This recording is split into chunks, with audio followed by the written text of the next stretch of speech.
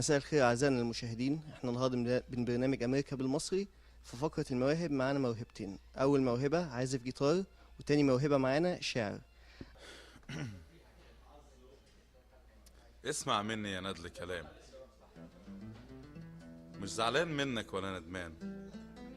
اصل العز لنفوس شبعانه، وانت نفسك طول عمرها عايشه الحرمان. مش بحكي في ماده ولا غنى ولا مال، انا بحكي في مبدأ واصول بنيان. والقسوه وكله ده للنسيان، والصبر صفاتنا اصلنا جدعان. واسمع مني دي كمان، اوعاك تكون فاكر ان من العميان عن خيانتك جاهل او ماشي وكفلان. انت بس اللي مش فاهم غلبان.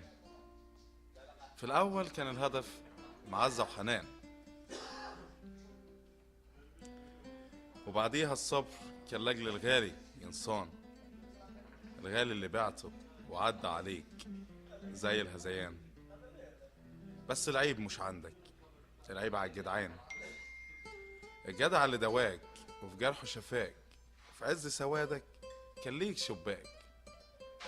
الشباك على المستقبل اللي اتسرق منك، لاجل ما شمسه عليك تاني تبان.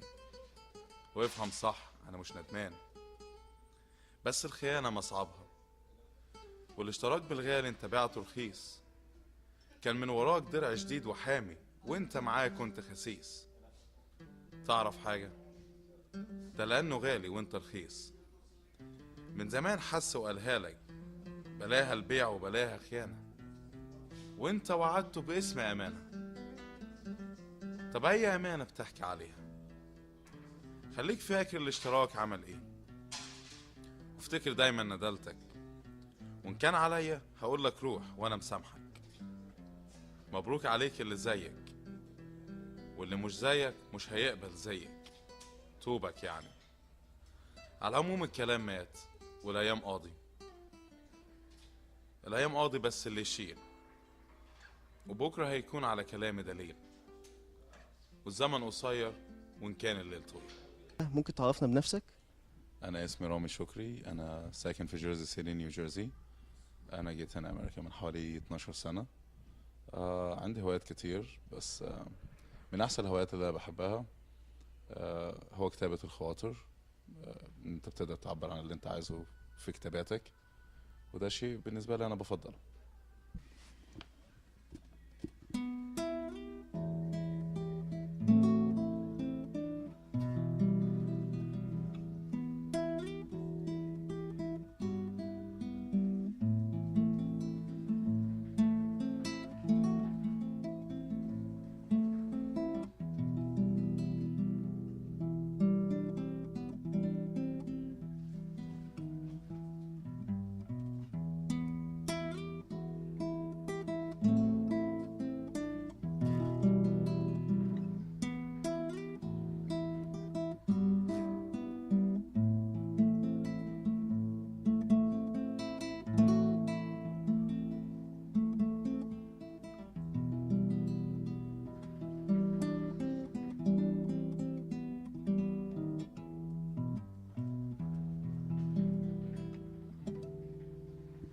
أنا ريمون سعد الله من إيست برونزويك نيو جيرسي.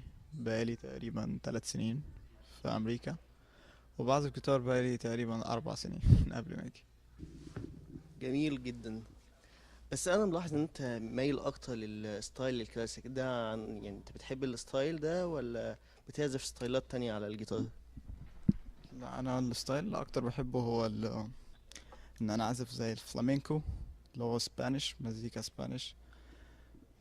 معرفش، لما ابتديت أعزف جيتار حبيت الجو المزيكا الاسبانيش ده وفي ستايل تاني برضه بحب أعزفه اللي هو الفينجر ستايل. مفيش ناس كتيرة بتعزف فيه، بس هو حلو لان انك تقدر تطلع كذا. يعني مش بتعزف بس الجيتار، عادة بيبقى محتاج حد معاه يعزف كوردات او كده، انما انت كده بتعزف الكوردات، البيز لاين، الميلودي، فبتطلع كذا حاجة في نفس الوقت. طيب هنرجع للشعر تاني. يا ترى حضرتك بالك قد ايه بتكتب؟ هو كتابة ككتابة انا بقالي كتير قوي بكتب، يعني ممكن لاكتر من 14 او 15 سنة. بس مش كتابة اللي هو بصفة مستمرة، او اللي هو حد بيقعد يهتم بالشيء ده، او يبدأ يسرد كتاباته ويعمل لها جدول او يعمل لها كتيب صغير يعني. هي بتبقى جاية في اوقات معينة، ويمكن نص الحاجات دي بصراحة ضاع يعني، ولكن في شوية حاجات لسه محتفظ بيها. طب امتى ابتديت تحس ان انت موهوب وتقدر ان انت تمسك الورقة والقلم وتكتب حاجة وتقدمها للناس؟ كان في موقف صعب شوية يعني، حدث عائلي وحصل، وانا اتأثرت بيه جدا. بعديها ما كنتش فعلا قادر ان انا اتكلم مع حد كتير. كان موقف صعب عليا جدا، كان صعب علينا كلنا اكشولي. ولقيت نفسي بمسك ورقة وقلم وبكتب. طب بالنسبة لريمون، انت قلت لي ابتديت تعزف من امتى؟ تقريبا 4 سنين. طب البداية جت ازاي؟ احكي لنا. بداية تعليم الجيتار ان كان اخويا جايب جيتار وحاول يتعلم عليه وما كملش طريق. بس فكانت جاية سريعة مع الجيتار كيفية تعليم للمبتدئين.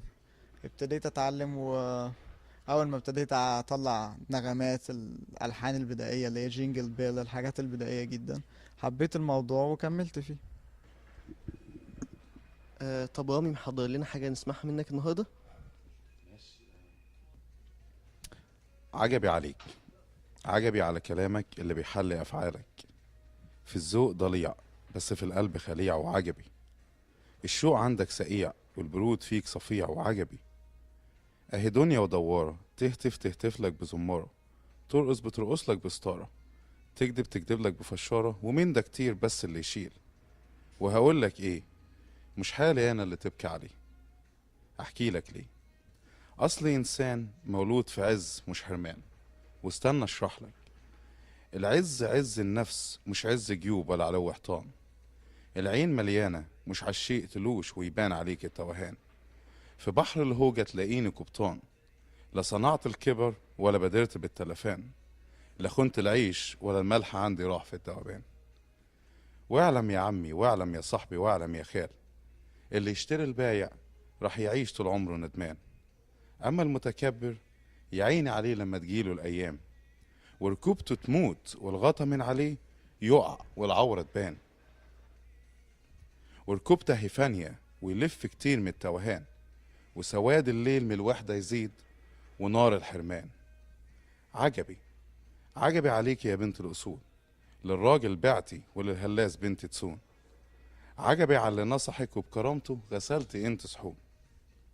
وعجبي على الخاين اللي بخيانته اتباهى وكأنه فارس شجاع وجسور.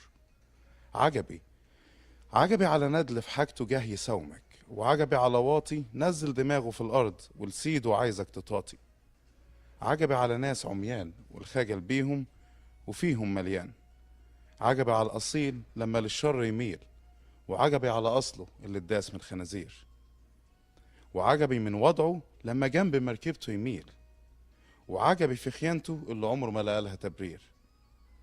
وهو كتير ينحكي واكتر ينقال، بس الإهانة في قانوني محال، لو دعها الرجال ولا أقبل من الحبيب إهمال.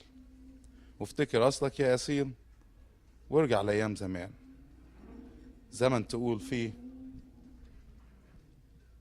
ارجع يا زمن، لا أقبل إهانة ولو تطير فيها. يا ترى خدت منك قد ايه وقت؟ يعني خدت مني حوالي 20 دقيقة.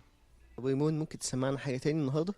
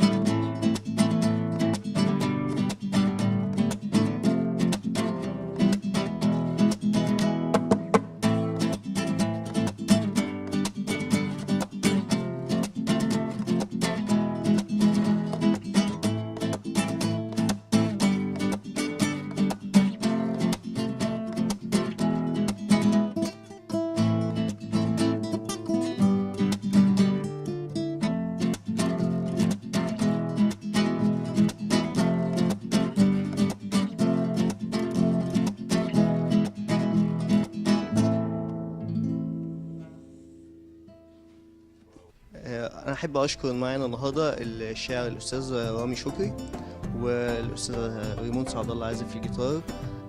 وبشكركم ايضا. كان معكم الفريد وحيد من منطقه برج.